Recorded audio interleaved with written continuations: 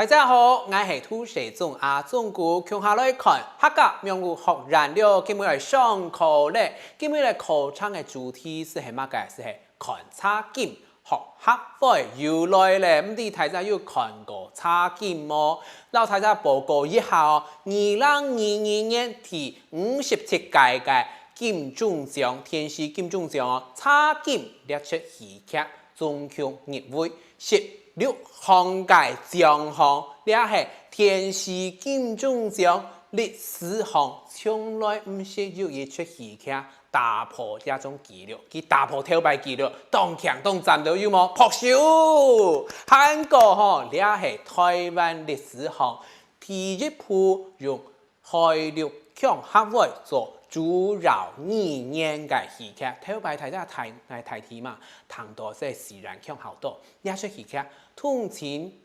強講係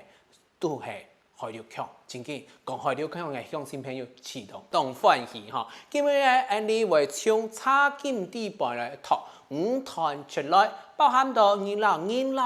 相處之下，有一個心情啊，你要關心皮生意嘅細節，關心皮生意嘅親事，用到哪道詞彙，韓國老人教官嘅細節，買賣嘅場合會用到嘅商業詞彙，還有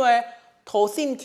價賣啊，分價嘅情況之下會用到哪道詞彙，還有差米公會係寫歷史上咧，所以咧你係乜嘅？即創新法嘅詞彙，各種面向嘅詞彙嗬，所以家庭戲劇地盤嘅台詞啊嘅推展出來，變做新法當行，做得運用老叻嘅多元嘅文化，帶入一個日常生活地圖咯。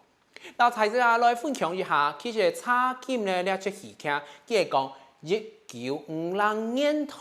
新竹北部嘅差米產業，係樣板戲，大家都係上映嘛，相看相克，相係妙人。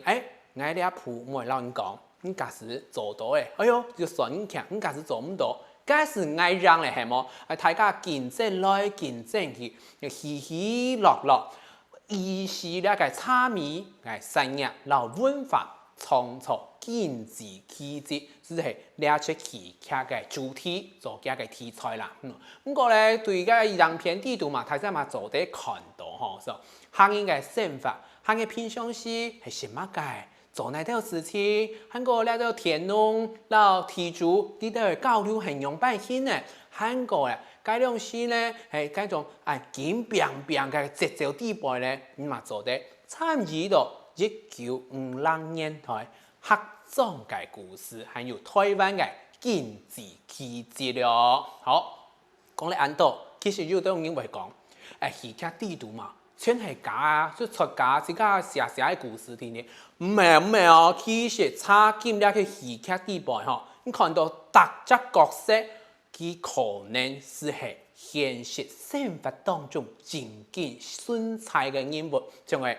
男主角其實係差夫嘛，差夫係嘛啥？係姜阿仙，佢地盤佢外面就張福吉，其實佢係正經嘅人咯。所以你談起過向就會當後期講，哎呦，1950年代嘅台灣，